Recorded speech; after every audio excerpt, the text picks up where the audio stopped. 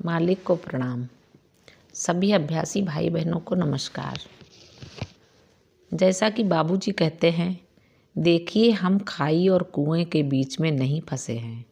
हम ईश्वर और मानवता के बीच में स्थित हैं। हमें उनसे जानना है, उनसे सीखना है कि उनकी सृष्टि, उनके प्राणियों, खासकर मनुष्यों के कल्याण के लिए हम क्या और कैसे कर सकते हैं। और फिर खुद को ऐसा बनाना है कि हम अपने सृष्टिकर्ता, अपने ईश्वर की प्रसन्नता का कारण बन सके। पृथ्वी पर जन्म लेने वाले हर इंसान का उद्देश्य यही है। उन्होंने नहीं कहा है ये संतों के लिए है, ना ही उन्होंने कहा है ये गुरुओं के लिए है, बल्कि उन्होंने कहा है लाला जी ऐसे इंसान थे जिसका तात्पर्य है कि अगर हम उनकी तरह आचरण करें, उनकी तरह जीवन जिएं और उनके समान बन जाएं, तो हमें भी वैसा इंसान बनने का अधिकार है। उनका रंग गेहुआ और नाक नक्शा आकर्षक थे, वगैरह वगैरह।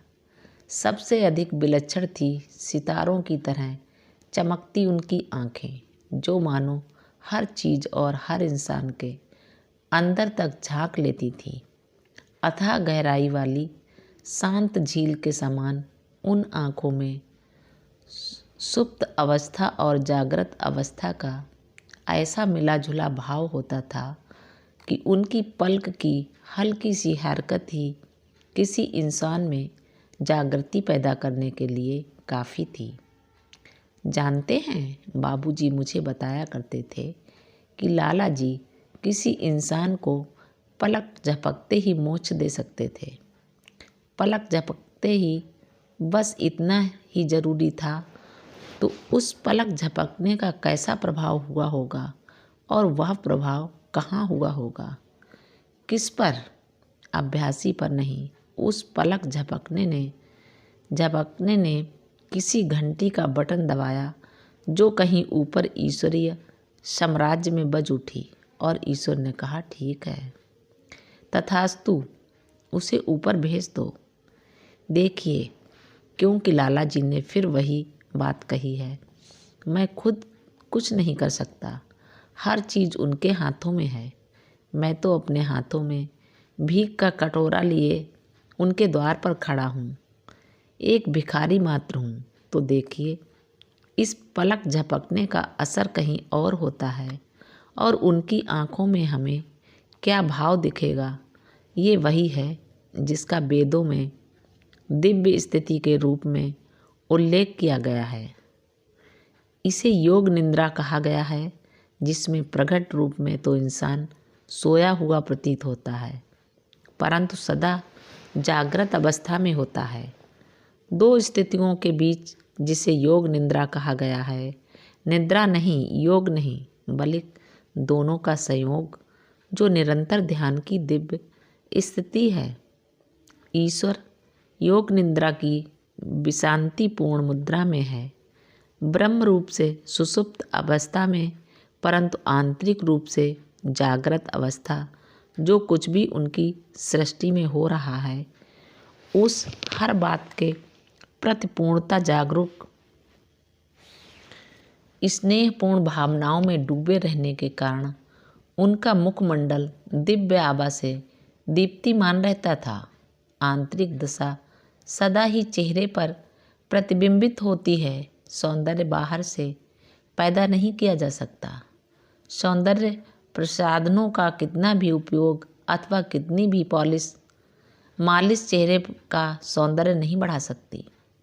जब तक कि आंतरिक साम्राज्य हमारे चेहरे को आभा युक्त न बना दे, तब चेहरे की वह आभा संपूर्ण मानवता को आकर्षित करने लगती है।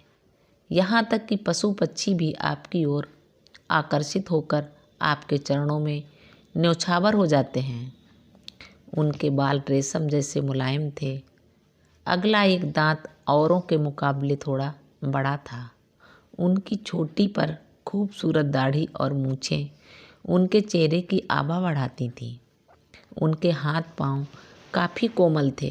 मेरा मतलब है मैं केवल ये कह सकता हूँ कि उसमें से कौन गुरु की ऐसी प्रशंसा नहीं बल्कि उनकी महिमा का ऐसा वर्णन करने में सक्षम है। संभवतः वे सदा शांत रहते थे, परंतु दूसरों के सुख दुख से वे आसानी से द्रवित हो जाते थे। उनकी वाणी बड़ी प्रभावशाली थी। अपने विचारों को दूसरों तक पहुंचाने और श्रोताओं का दिल जीतने के लिए वे मधुर भाषा का उपयोग करने में निपुण थे। उन्हें शायद ही कभी गुस्सा दिलाया जा सकता था। जितना संभव होता वे उतना ही कम बोलते, अनावश्यक बातचीत नहीं करते थे, लेकिन पूछे गए प्रश्नों का उत्तर वे विस्तार पूर्वक दिया करते थे, जिससे प्रश्नकर्ता का संदेह शायद ही कभी बाकी रहता हो। यदि ऐसा होता कि कोई इंसान उनकी बात न समझ सके तो वे उसे वांछित स्थिति में लाकर अनुभव द्वारा उस विषय का ज्ञान प्राप्त करा देते थे। कहते हैं, जैसा कि चेस्टरफील्ड ने भी फरमाया है, वाणी श्रेष्ठ है लेकिन मौन अति श्रेष्ठ। लाला जी साहब ज़्यादातर अपनी आंखें झुकाए रखते थे। वे जोर से नहीं हंसते थे, सिर्फ मुस्कुराते थे।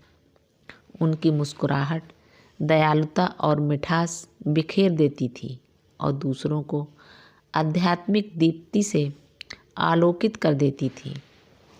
मेरा अभिप्राय है कि मैं इसे घंटों पढ़ता रह सकता हूँ, फिर भी ये एक उदाहरण मात्र है कि कोई अपने प्रियतम के बारे में कितना कुछ लिख सकता है, जो न तो उसका प्रेमी था और न ही कोई महिला, और जिसके साथ प्रेम संबंध वैसा नहीं था जैसा आमतौर पर समझा जाता है। इसका अभिप्राय है आराधना, जो प्रेम का सार है। जैसा कि बाबूजी ने कहा है, यदि आप प्रेम के बदले कुछ पाने की अपेक्षा रखते हैं तो ये एक सौदा है। जैसा हम हिंदी में कहते हैं, ये लेन देन है। आप मुझे कोई वस्तु दें, मैं बदले में आपको कुछ और देता हूँ। आप मेरा ये काम करें, बदले में मैं आपका दूसरा काम कर देता हूँ। आधुनिक प्रेम का जैसा इसे समझा जाता है, यही अभिशाप है कि बच्चे भी अधिकारपूर्वक मांग करते हैं। लगता है अमेरिका में यह प्रचलन है कि तुम बाड़े की पुताई करो, मैं तुम्हें $2 दूंगा। और वह कहता है, ठीक है पिताजी, क्रिसमस के लिए यह राशि मेरे गुल्लक में जाएगी। क्रिसमस पर मैं साइकिल लेना चाहता हूँ। निश्चय ही अमेरिका के उद्देश्यों, सिद्धांतों और सूक्तियों के अनुसार सफलता ही इंसान की पहचान का आधार होती है। सफलता व्यापार में, जीवन में, धन कमाने में अमेरिका का यही आदर्श वाक्य है। सफलता से बढ़कर और कुछ नहीं है। उन्हें शक्ति चाहिए, उन्हें आधिपत्य चाहिए, उन्हें सफलता चाहिए। सरकार की यही नीति है। और यदि हम कहें यही व्यक्ति के जीवन का परमार्थ है, उन्हें और कुछ नहीं चाहिए। सुख, ये चीज़ें सुख का कारण मानी जाती हैं। अगर मेरे पास शक्ति होगी, मेरे पास बहुत सारा धन होगा, मैं सुखी रहूँगा। उनके विचार से संतोष कोई महत्व नहीं होता। उनके यहाँ संतुष्टि को अच्छा नहीं माना जाता, क्योंकि यदि आप संतुष्ट हैं तो उनके हिसाब से आप उसी जगह रुक जाते हैं और प्रगति नहीं कर पाते। बिना प्रगति के कोई सफलता नहीं मिलती। लेकिन आपके सफल हो जाने पर क्या होता है? आप और अधिक प्रगति करते हैं। आध्यात्मिकता हमें सिखाती है कि हमारे पास जो कुछ भी है उससे संतुष्ट रहें। इल्लत, किल्लत, जिल्लत के बारे में मैं पहले ही चर्चा कर चुका हूँ। हमें सिखाया गया है कि हमारे पास हर चीज़ ज़रूरत से थोड़ी कम रहे। थोड़ा कम पैसा, थोड़ा सा बिगड़ा हुआ स्वास्थ्य और आलोचकों द्वारा ढेर सारी आलोचना, ये सारी बातें हमें अंतर्मुखी बनाती हैं और हमें सांसारिक सफलता और सुख की चाहत से दूर ले जाती हैं। अगर मुझे 1 रुपये की ज़रूरत है और मेरे पास केवल 90 पैसे हैं, मेरे लिए ये पर्याप्त है। मुझे इस संसार के कोलाहल में जाकर 2 रुपये, 5 रुपये, 50 रुपये, 500 रुपये कमाने की ज़रूरत नहीं है, क्योंकि जब आप अधिक कमाने की होड़ में लग जाते हैं फिर उसका कोई अंत नहीं होता। यदि आप अपने जीवन को सरल बनाने का प्रयास करते हैं तो ऐसा 1 मिनट में किया जा सकता है।